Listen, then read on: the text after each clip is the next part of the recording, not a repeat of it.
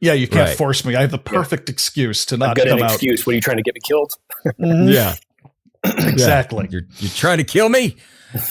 Jeremy, thank you so much for being on the show. Hey, not to me. That's a good way to start. It's just being fully transparent. Phil and I got the book on Wednesday, and I threatened him with, I am going to read the entire thing before we talk to Jeremy on Friday. He's a big boy. Then I saw it was 500 pages, and I said, no, that's not happening. I was so intimidated by the size of the book that I read the first few pages at least. Love the fact that you have a flashback to kick it off with John landing on Halo for the very first time. So, Jeremy, I guess our first question is, what are your first experiences with Halo? Oh, wow. I think my introduction with Halo was well, no, actually, it wasn't even this. I knew that Microsoft was coming out with an Xbox like late 90s, 2000s. I had heard about it. And in 2001, Xbox was being released alongside Nintendo's GameCube in late 2001. And I was a Nintendo fanboy for the 80s and 90s. I mean, that was my cup of tea. And I was going to buy, pre-order a GameCube at an FYE in a mall. As I was going through the mall to the FYE where I was going to do my pre-order, I passed an electronic boutique and I saw a game that was on display there. And it was Halo. It was a demo of Halo. And it was the first time I'd ever grabbed, the Duke Xbox controller. First time I'd ever seen anything quite like it. I think the closest the closest connection that I had with it on a console was like GoldenEye, for the 64. And so I played about 15 minutes there in the EB, and then I went over to, I should have made the pre-order there at the EB that I was at, but I went over to the FYE and said, I had initially made plans for a GameCube. I'm going to switch it over to the Xbox. And so what I did was I ended up getting the game at launch, playing it like crazy for the first year or two. And I think after the Halo 2 announce trailer, which was, I want to say sometime in 2002 or something, and then the E3 2003 campaign demo, I really started getting intrigued about the story and kind of just jumped feet first there. I'd read The Fall of Reach, I think, at some point earlier on. That's Eric Nyland's book. And the first book that really actually launched the literary side of the franchise. And so that's my introduction into it. In 2009, I got the opportunity to come on board and work on the franchise team there, and was part of the franchise team for almost 14 years. And this project was kind of at the tail end of that. And I transitioned off the team early 2023. And so worked on the book there, and the rest is history. Wow. Now, when it comes to that level of involvement, we work with a lot of right for hire kind of people, and so having someone who was that closely involved, I'm very curious. What's the Bible for this thing like? I imagine how in depth does it actually get? Because we've read a lot of the Halo books, and it's already pretty crazy how much specific work is in there. Yeah. So when I came on board in 2009, we had an on-hand Bible that was kind of made prior to me coming into the studio. Bungie had their own Bible, and we grafted some of that into a story Bible early on. And I came on, like I said, 2009. So before it was even called 343 Industries. I was in the team was about, I want to say 25 people. And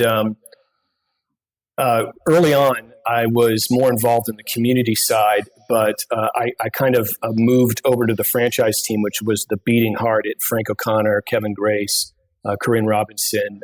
It was the beating heart of storytelling outside of the game sphere. So they would speak into the game, but they basically were managing, the projects that were licensed products like with Simon & Schuster, and Tor at the time, Dark Horse and stuff like that. So anything that was outside of the framework of the game space was really being managed by that team.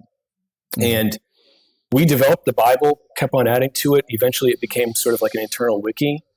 And so when I came on board, we released an encyclopedia. I think it was late 2009. I was not thrilled about it. I came on kind of as it was, coming off the presses, so to speak. I mean, I was involved at some level and, trying to do various things with it. But basically, it was more of a hands-off thing for me. So since the first day I was there, I really wanted to see a larger, broader swath of the actual story Bible that we had internally, put out there for the fans to read.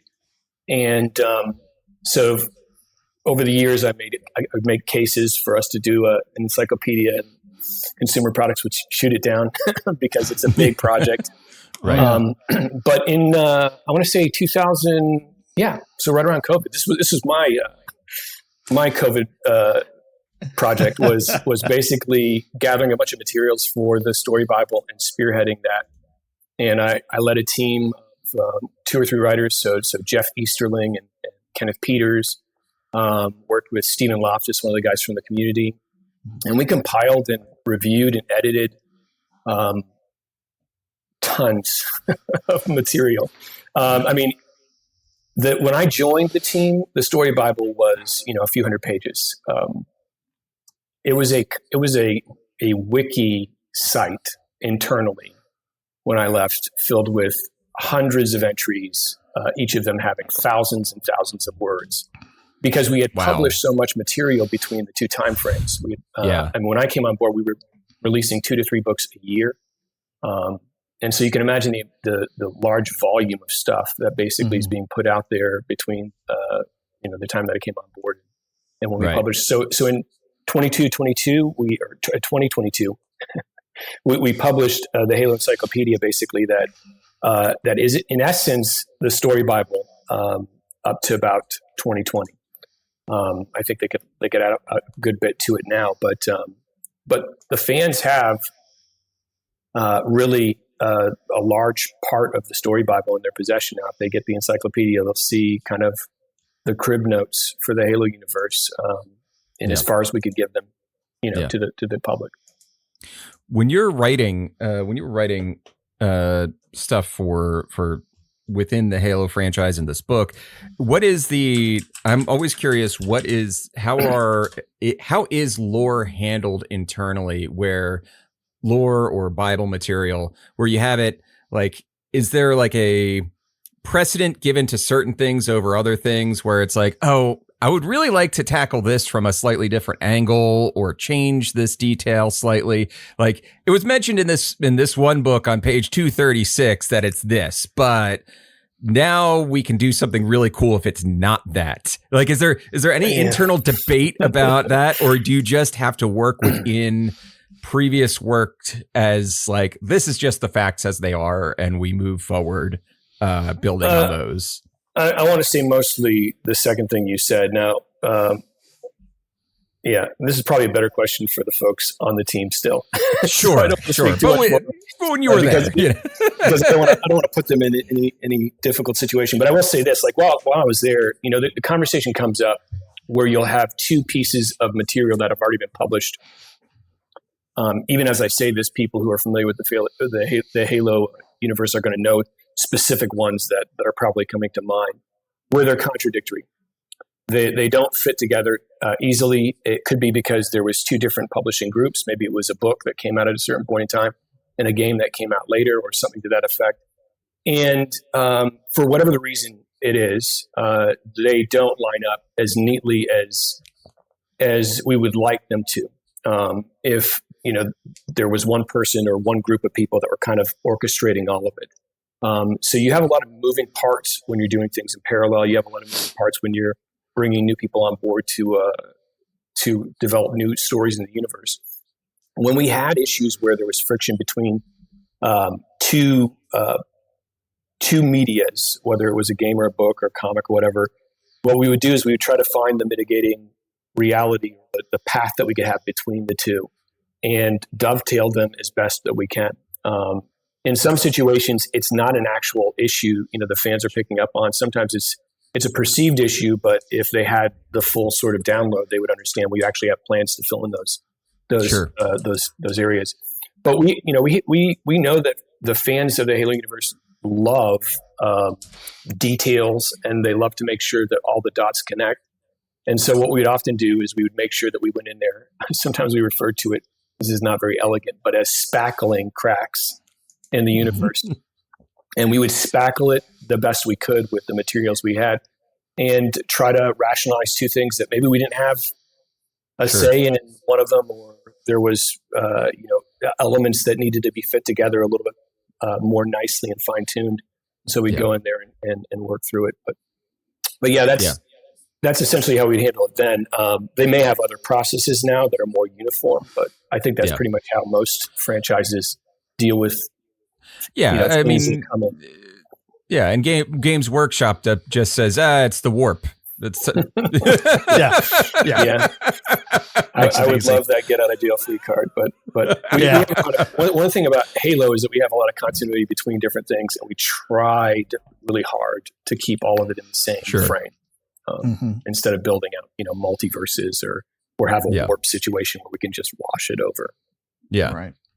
Now, is my research correct in that is this your first novel within the Halo universe? This is my first novel. Now, I started working closely with the authors. So I've seen you guys have had Troy and maybe Kelly and some of the other authors on there. Those fantastic people. Yeah. And I worked closely with them, kind of leading the publishing effort. We had other people on the team that were helping out with, but that was really that was my corner of the universe that I really loved. And so I'd work with Troy and Kelly, and I started back with Greg Bear and Karen Travis way back in the day. Nice. So I mean, during that process, I had my hands involved in the books, but wasn't really spending a lot of time writing the actual prose. There were short stories that I wrote, but this is the first kind of full length novel. I worked on guides and encyclopedias and stuff like that. Right. This is the first novel. So what was the process of developing this? Like, was there something that you guys knew you wanted to hit, or was this more of a pitch, a passion project? How did that go about? Well, there's definitely some passion elements in there. The main story thread is something that I kind of developed way back when I first joined the team, and was working with Eric Nyland. He was writing the Halsey Journal for Halo Reach, the legendary edition or whatever of Halo Reach. And so we love Eric. Yeah, he's great. And as he was writing it, one of these ideas came into my head, which I won't get into because it's a plot element in the story. But the main thread of the story, I think, surrounding the two characters that are on the cover, is something that came to me back then, and I kind of worked and developed on it a little bit in the 2014, 2015. So that element is passion. Really, this novel kind of was born out of a desire from some folks on our publishing team, our consumer products team, to get fans up to speed. We had 20 years of lore, and it was kind of exponentially growing because we would have more and more content added each year by several orders of magnitude. So it wasn't just, one game came out. It was a game, 3 books, a comic series. And so how would we get those folks up to speed? Could we create a one-stop shop that would allow someone new to the universe that maybe is playing Halo Infinite for the first time? Because this is really the impetus behind it. We had just released Infinite. Lots of new people came on board to check out the game. And so they wanted to get something published that would basically gather up all those threads. And initially we had talked about this being something that we would work with one of the existing external authors. But I was like, this is so fraught with terrible consequences that let's see what we can do in-house. And so I started kind of pulling together an outline in-house. There's so many different elements that are, very, very narrow threading of the needle through 4 or 5 different concepts. So we built the outline, and then I kind of ended up with the project. I felt like I could work on this, and it happened to be that the project that I was working on when I left, and I finished it up after I left, and yeah, that's the story. Nice. That's awesome. Yeah, you're actually the fourth Halo author we've spoken with. The first one was Bill Dietz. Oh yeah. Who wrote the Halo, the literal Halo adaptation in 2003. Yeah.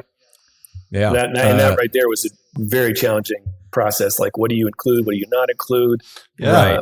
Before my time, but yeah, it's definitely was a huge learning a lot of that stuff on the fly, as it were.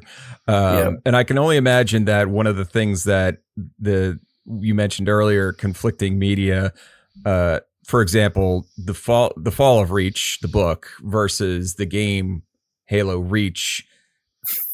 I've seen a lot of people. But you said it.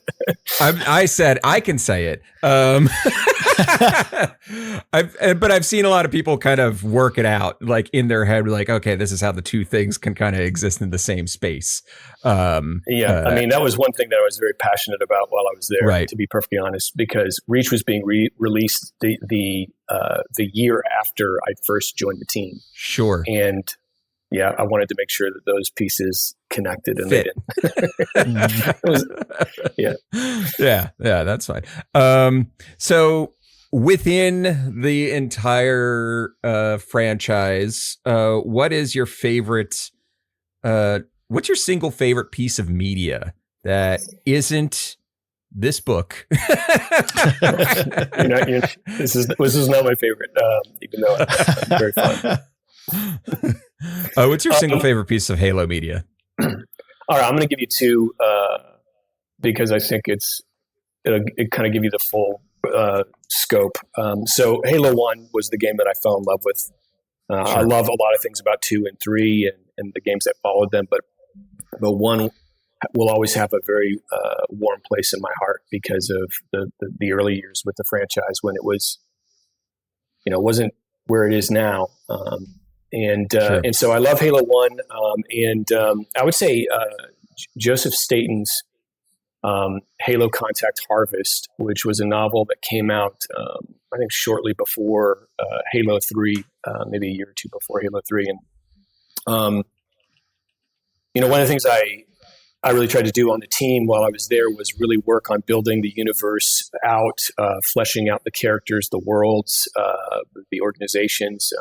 It was the pet project of the franchise team was developing that internal wiki that I told you about, and so he did more because he was an internal writer. He was a Bungie employee at the time. He had spearheaded Halo. Halo was kind of his baby with a bunch of other folks from Bungie.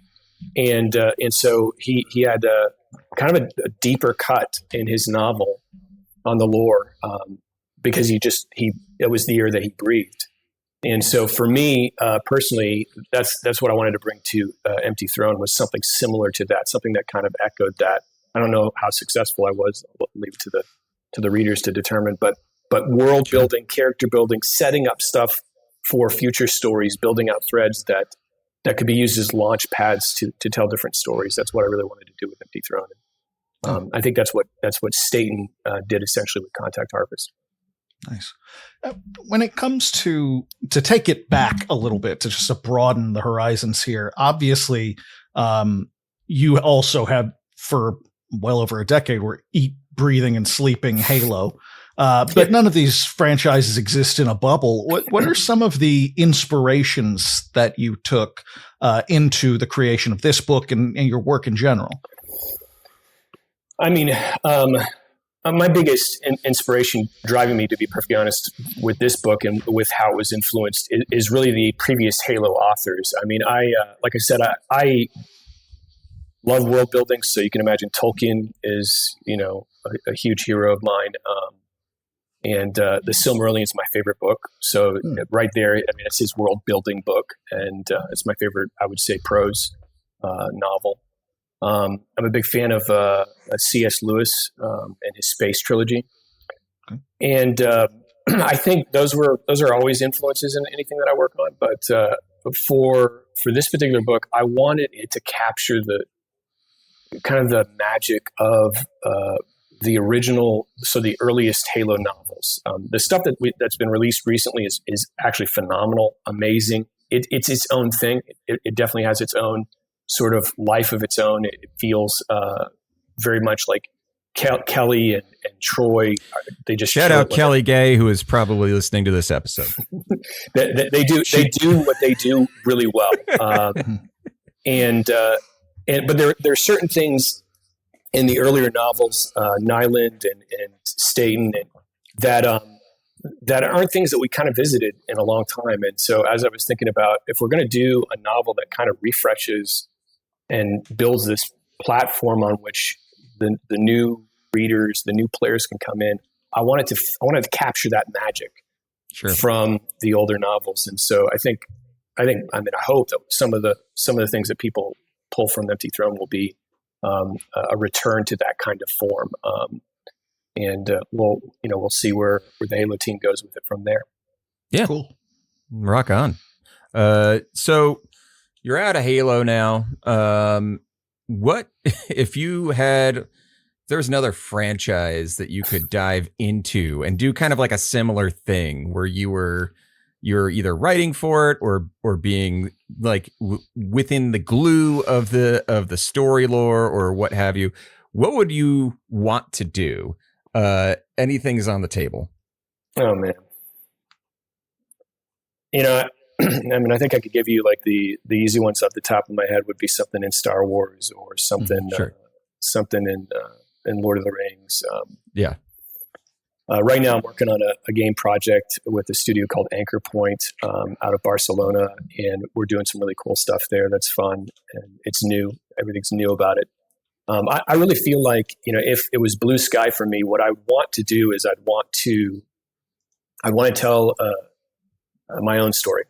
I would want to kind of start from scratch and build the universe from the foundation up, and then tell that. So maybe that'll happen at some point in the future. But I would say rather than another franchise, which I think is cool to do, especially people like Troy and Kelly who can step into another world and do licensed products.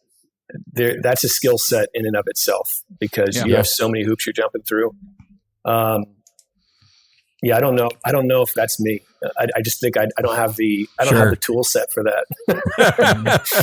Yeah, it's I rough. need to age because I'm just not good enough. Do you think that made that made writing this novel a little easier? The fact that this is just imprinted in your DNA at this point. I don't know how imprinted it is now, 2 years out. So don't ask me any questions about it. Fair enough. Been breathing other air since then, but I think it was easier. A lot of the stuff that you read in the encyclopedia and a lot of the stuff that comes out in the novels are things that, the authors obviously bring their own stuff to the table, and that's vital. But it's things that the people that are on the writing side of the franchise team, so Jeff Easterling and now Alex, these guys, it's what they eat and sleep. And so they don't need to necessarily go to the resource. They just say it. Right. And so that's kind of my time there was, you've got to be kind of a walking, talking encyclopedia because you're being brought into all these different meetings and having to speak off the cuff about sometimes the most absurdly, intricate details that are 10 years removed from the game or the book that's being worked on. And so it's important to have that knowledge ingrained. But I do think that helped a lot. I don't know if I could recreate it, though, to be perfectly honest. It's been a while, and I've worked on a lot of stuff since then. So cool. What is, and this is it's always tough to pick a favorite child, but of the characters that are either in this book or that you had some sort of influence on over the course of the past 15 years or so, who's your favorite? Oh man, Who's your favorite kid? So I'll kind of close the aperture to just this book. Sure. Because there's characters that I loved along the way, but I think in this book, the two individuals who are, I loved all the characters, but the two individuals who are on the cover, that, like I said early on, that really was the seed of the whole story. Everything else kind of pulled into it. And for the people who are familiar with the Halo universe, they'll see there are plenty of deep cuts in this book that go back to the very beginning, to things that fans of Halo will be surprised, places that we go to, like ARGs and stuff like that we've done in the past, obscure facts. And but I think that the two characters on the cover are really where kind of my heart was emotionally telling this story. You take that thread out, and for plot reasons and really for the spirit of the novel, I think it kind of gets extracted. And so those two characters, I won't reveal who they are. Sure. One's an old favorite character. One's a new character with roots that go into the oldest parts of the universe, or I should say the oldest parts of the human component of the Halo universe. Okay, we've got one last question. This is one that we tend to end it on, and but I'm gonna vary it a little bit, because, like I mentioned before, we talked to a lot of writers for hire, that sort of thing, and with your experience in this, you're so much more than that. You've worked within the universe more than just writing a novel or a short story or something like that. So we usually ask, what advice do you have for anyone who might want to be a writer for hire? But I mean, with working in narrative design and everything, it's kind of a unicorn job, isn't it? That's a tough one. So what advice do you have for people who want to write for games? Yeah, games industry is a little bit wild right now. Yeah. So I might say look somewhere else, but no. So whether it's games or whether it's novels, whether you want to be a novelist or whatever it is, I'm going to go back to, and this was actually encouraging to me. I saw this quote. I think it's Bill Dietz. Other people may have said it, but I found this super profound. Is a quote where he said, "If you write one page a day, by the end of a year, you have a novel." Yeah. And I think the hardest part for people who either consider themselves storytellers or like to tell stories and want to be a storyteller is getting to that end point. It's the goal. Anybody can start a chapter, maybe 3 chapters, maybe 10 chapters, but getting to the last chapter is sometimes the most difficult. And so what I would say is the rubric that a person who's a prospective writer, no matter what field you're looking in, is going to be dedication and commitment, and a refusal to sort of let go of the dream that you have, even when it becomes disinteresting, or you are enamored by something else, to just plant your heels in the ground, keep digging, and keep building one page after another. And then when you get to the end of it, and you have to go back and edit it a dozen times, which is another whole painful process. But when you get to the end of it, you'll at least be able to say, I stuck in there. And I think that's the hardest part for a lot of writers, is that the finish line is so far away that you get discouraged. And I would just say, don't get discouraged. Just write. I mean, even if you have to go to one page a day, do that. And at some point, you're going to be able to say that's the last page and close the book on it. Yeah, that's excellent. And it was Bill Dietz who said that while he was talking about how he kept his corporate job for 15 years and in that same time wrote 15 books. Yeah. One page a day. One page a day. That's it. So he's got 15 books. There you go. Yeah. It is honestly, like, that is the most important thing, I think, is dedication. Anybody can come up with really cool, clever ideas, but to implement them in a full orbed, from front to back kind of way is hard. That's hard. Yeah. And so it just takes a commitment to it and a loyalty to your dream. So that was a good interview.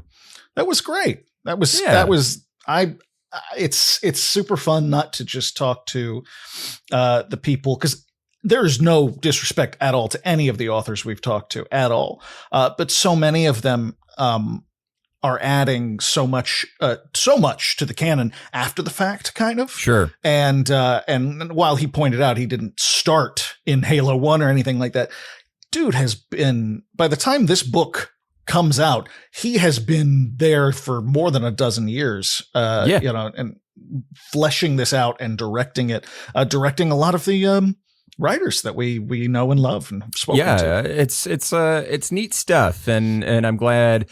I was going to mention it to him, but it's funny because the book almost feels like it's like a capstone or a thesis project. It's sure. like his, yeah. That's actually a great way of looking at it. It's his dissertation in a way, like just proving everything that he learned. Oh, that's amazing. That's funny. Okay, yeah, that makes a lot of sense, actually. Well, now that we've finished the interview, I guess we're ending the show. Psych! Nah! What are you playing? Oh, well.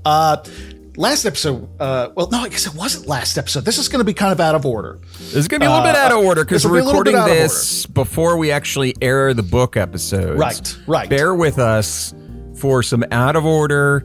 What are you plans? But you can deal with it, right? They'll live. And it's just been demos for me, because the last time we spoke, we were talking about Next Fest stuff, and I had never really taken part in that. And at the end of the episode, you and I just looked up a bunch of them and downloaded a bunch of them. So I played a few of those. Sure. First and foremost, I played Deck of Haunts, and your assessment of the game where there's just something missing, it needs something. I couldn't agree more. Yeah. And it's frustrating because it is very cool. There's something there.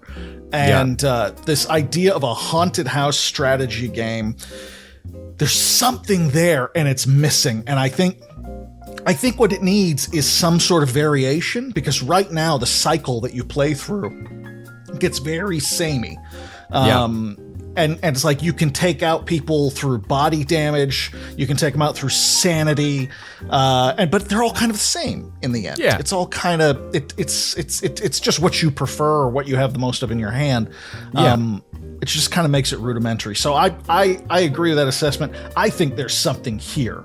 And as they point out all the time in these demos, they're like, this is still a work in progress. And I hope by the time this comes out, if the game has released, that we've got more, thoughtful things to say about it. Because these guys have got something here. And it needs a little bit more juice. That's all.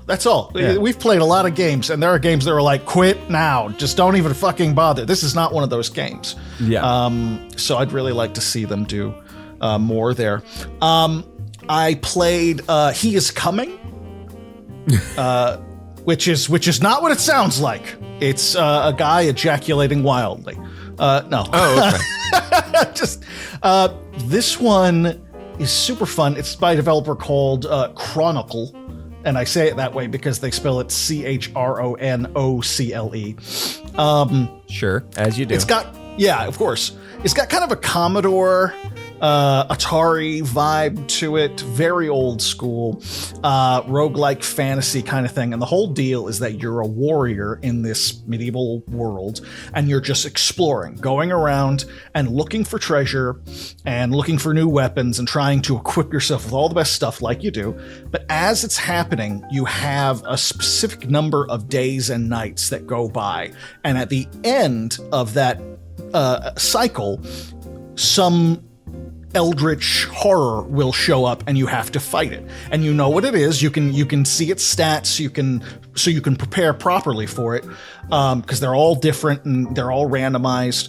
But you've got to fight little wolves and bears and monsters like that and equip yourself better and slowly go through this roster of monsters. And like a lot of games nowadays, it's got that roguelike element where, doing certain things, you unlock different weapons that you can find. Sure.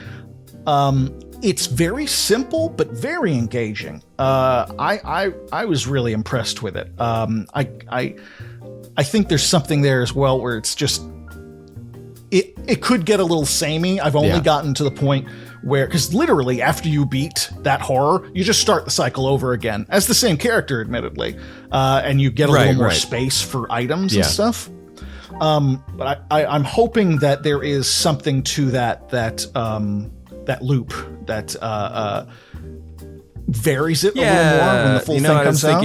Maybe it needs something like Loop Hero, where it makes me think of Loop Hero a lot, actually. Yeah. It's very Loop Hero.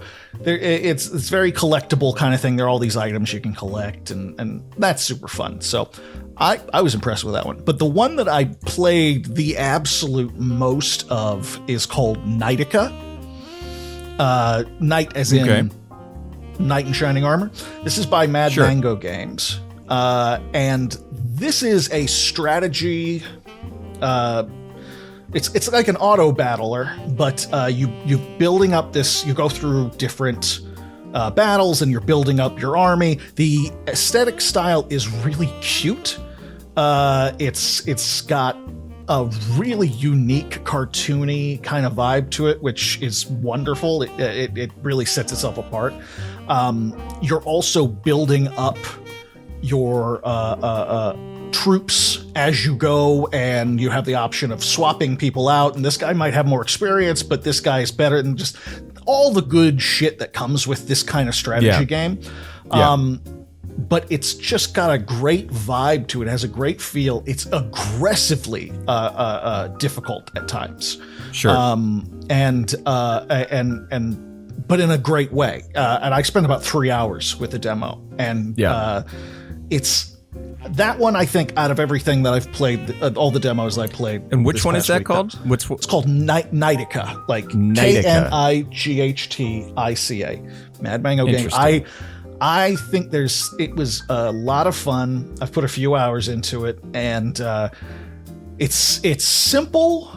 It's just simple enough, but also there is a hell of a lot of complexity there that you can do in terms of synergizing different abilities and ranking up different people at different times. This looks cute.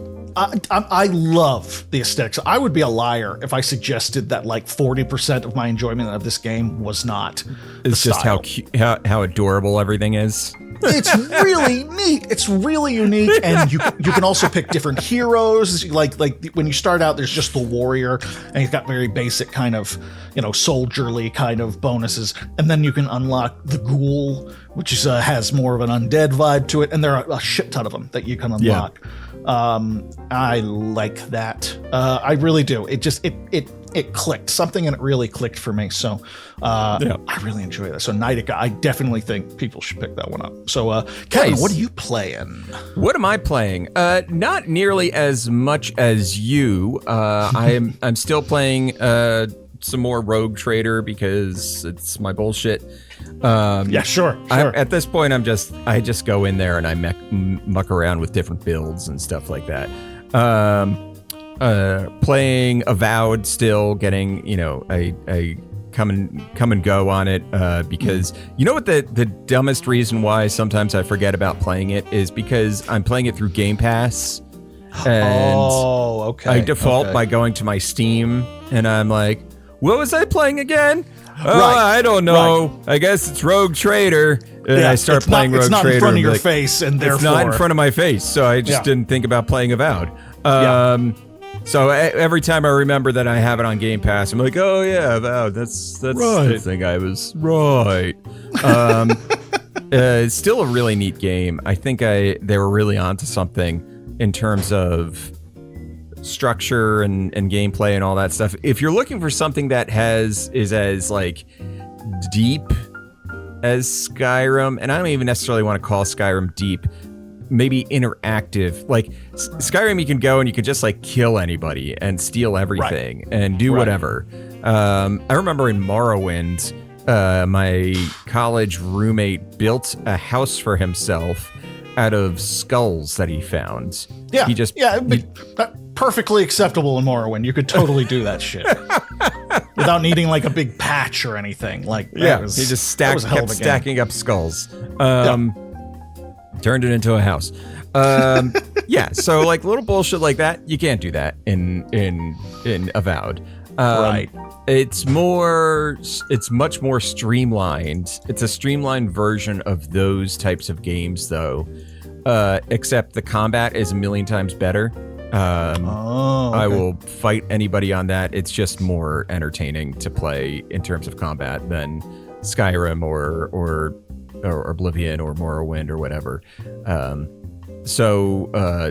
If they can continue developing this style of gameplay further, let's say into Outer Worlds 2, Outer Worlds 2, yeah. Yeah, there is no Outer Worlds 2. No, not yet. No, not yet. Or ever. I don't know. Given how the game ends. Outer Worlds 2 will, I think it would be, they're going to be really onto something.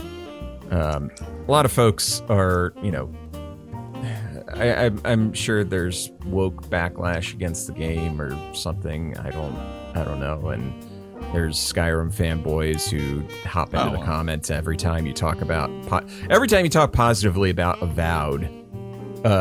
There's people who are just like, I'd just rather play the Skyrim with guns modded into it. And I was like, okay, fine. But Avowed has guns, and it's fun. It's got, little flintlock pistols and rifles, and they're amazing. Yeah. What else am I playing? I've been trying to find something, and I just don't know what I want. There's been a taste that I've been searching for, and I don't know what it is yet. Maybe you can help me. I want something Warhammer 40K, right? Okay. I want it hot and fresh and ready to go in a box, and delicious. No, I want. It's almost like I'm either looking for a full-on 4X game, or either that or an XCOM style game that isn't Rogue, because like Rogue Trader is tactical combat like XCOM, but I'm talking more like it's really just the missions, XCOM, there's no real like running around in between. It's just we're just going in for the missions. So either that or something 4X, because I played Battle Sector. That was not what I wanted. I was like, that's not the flavor I'm looking for. That's turn-based, but it's not there, I want to control maybe like an individual. I want to control either armies or an individual Space Marine, not like a squad of 6 dudes. You know what I mean? Okay, Battle so Sector's Battle Sector's like in the middle. right. So not like Demon Hunters, the big Chaos Gate thing.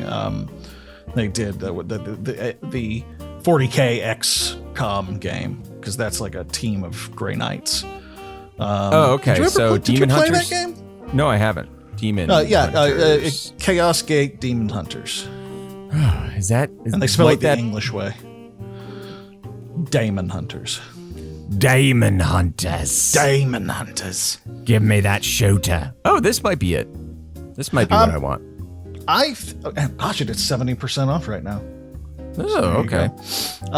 It's got some DLC. It wasn't for me ultimately. I keep wanting to get back to it, but it was only not for me because I couldn't tell my guys apart. Sure. If it had been like a collection of Space Marines from different chapters or something like that, at least I would have that. But they're all kind of equipped the same way. They all kind of look the same, and so I would really get them mixed up and not be terribly efficient. Did you get this for me for Christmas? I may have. Maybe I did. You have it? It's in your library? Because I was like, oh, it's in my library. Maybe you already bought it. It's like, I don't remember buying this. I think this might have been a Christmas gift from you. Yeah, there you go. So there you have it. That was not a passive aggressive way of there saying, it is. I got you a present, Kevin. You wanted help. You were looking for something specific. By God, I delivered it years ago. Hello. Years. It was just this past Christmas. Years. Oh, okay. Yeah. Hold on. Come here. All good? Cats. Oh, yeah. Just Oh, baby. kind of. Yeah. Say hi, Graham. Oh, the baby. Hello. Where's your Gram? Where's your Grammy? This is a Gram hi. boy. Where's your... Say hi to him, Kevin. Huh?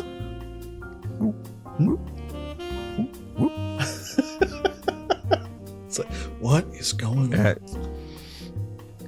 That's the end of the show. We're just gonna talk. That's it. We're just That's looking at this. Graham Yeah. They're just it's the Say Graham bye- say- show. Say bye, Graham. Say bye bye.